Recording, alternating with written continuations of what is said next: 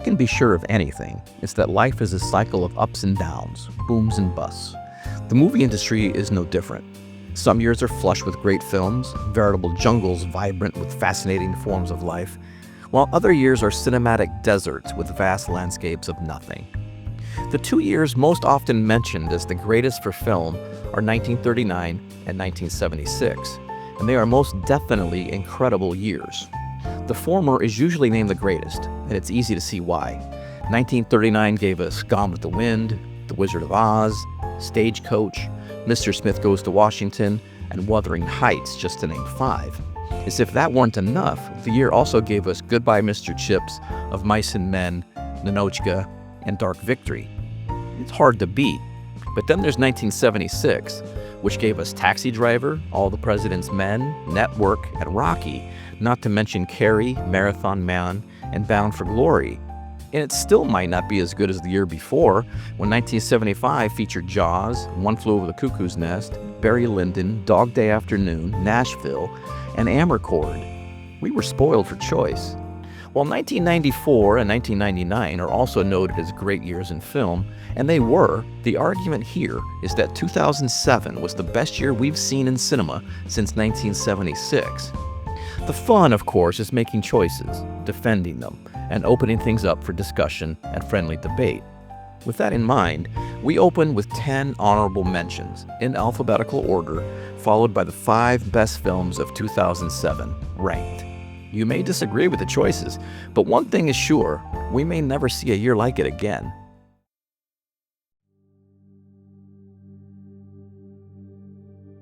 Joe Wright's adaptation of Ian McEwan's novel, A Tale of Mistaken Perception, Sin, Crime, and the Weight of the Past, was nominated for 7 Oscars and 14 British Academy Awards, winning the Best Film at the latter.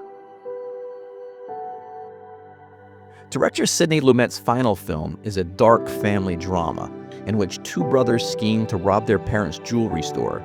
Philip Seymour Hoffman's performance alone makes it worth watching.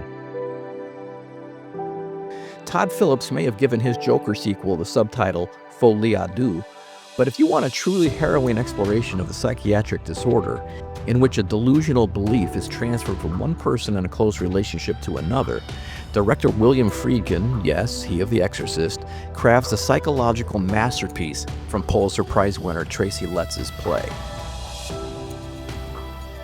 Julian Schnabel's intense French film explores the life of Jean de Bobby, who is almost completely paralyzed after a massive stroke robs him of his body but preserves his mind.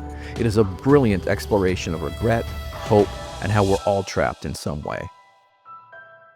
Director David Cronenberg's film centers on Naomi Watts, a Russian-British midwife who, in her search to find a home for a baby born in London to a teenager who dies in childbirth, stumbles into the world of the Russian mafia and a bodyguard portrayed masterfully by Viggo Mortensen. It was a good year for comedies, and the second film in Edgar Wright's Cornetto trilogy is a hilarious buddy cop movie with Simon Pegg and Nick Frost, the former playing a straight-laced officer transferred to a seemingly sleepy town where people die in gruesome and mysterious ways. Charles Ferguson's documentary explores how the United States invaded Iraq, but then, like the dog who finally catches the car, has no idea what to do afterward. It is a maddening chronicle of incompetence, one the Washington Post called the best film of the year.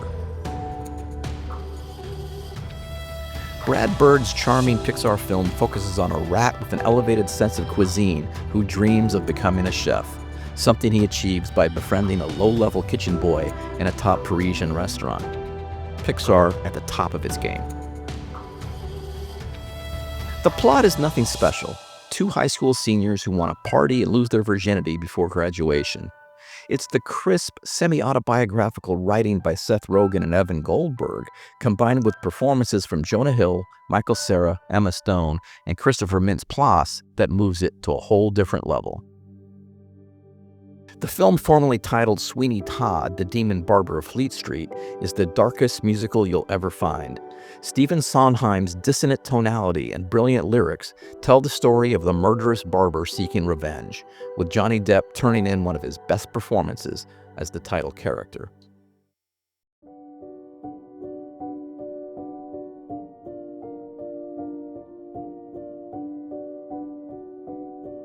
Tony Gilroy's directorial debut, which he also wrote, is a slow burn that teases and builds toward a payoff connected to corporate greed.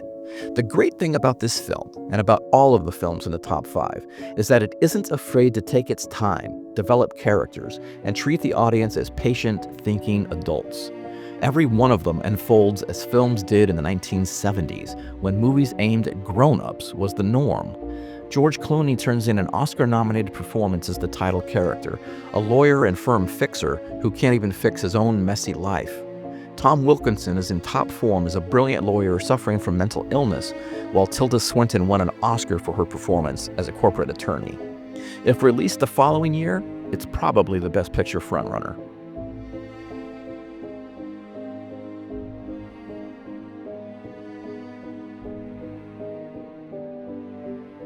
Placing this film, which did win the Best Picture Oscar, here might be a controversial choice for some, perhaps most. And make no mistake, I love this movie, and Cormac McCarthy, whose novel is the source material, is my favorite author. It's a great film. It's just that 2007 is loaded. The Coen brothers are very faithful to McCarthy's book, which is his take on Chaucer's The Pardoner's Tale, and their daring fidelity to the ending demands admiration. Javier Bardem, as the villain, is chilling and perfect. Josh Brolin as the man who makes a fateful decision to take a briefcase full of drug money, and Tommy Lee Jones as the sheriff trying to protect him from Bardem are also terrific. Good does not always triumph, and we all reach a point where we feel we no longer understand the world around us.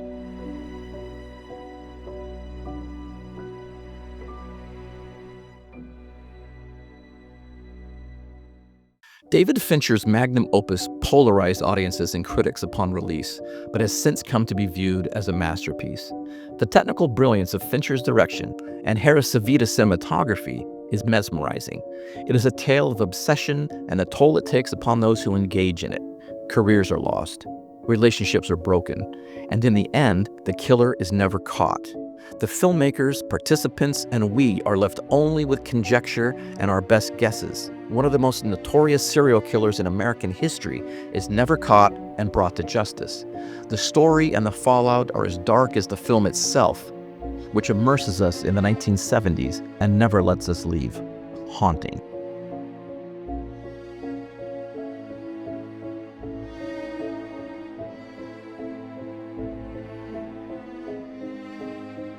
This is arguably the most underrated film of the century, and inarguably writer-director Andrew Dominik's masterpiece.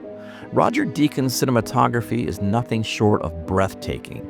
It could be viewed and admired for its entire 160 minutes with the sound muted.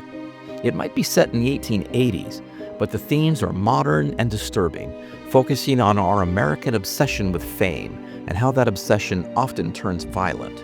Robert Ford is a nobody, creepily obsessed with Brad Pitt's Jesse James, who finds himself a prisoner of the manufactured myths of his exploits. As Pitt tells Ford, betrayed by an Oscar-nominated Casey Affleck, he can't tell if Robert wants to be like him or to be him. In the end, both James and Ford are undone by their fame and infamy, and our minds drift, perhaps against our will, to similar stories that dominate the headlines in our own time.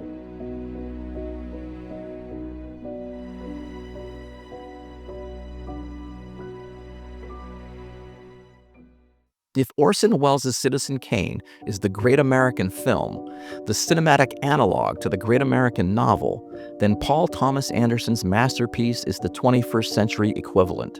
It is anchored by Daniel Day-Lewis's earth-shattering performance as protagonist Daniel Plainview, an unhappy, lonely man seemingly convinced that success, happiness, the American dream itself are rooted in wealth. Plainview is the ultimate self-made man who triumphs through the force of individual drive and sheer will. His mirror is Paul Dano's preacher, who chases power, influence, and riches through religion. Anderson, in his brilliance, shows us that their methods and personalities may differ greatly, but they're very similar at bottom, and religion and business are hopelessly intertwined in America. As Charles Foster Kane and Daniel Plainview both tragically discover, money is not the secret to success or happiness.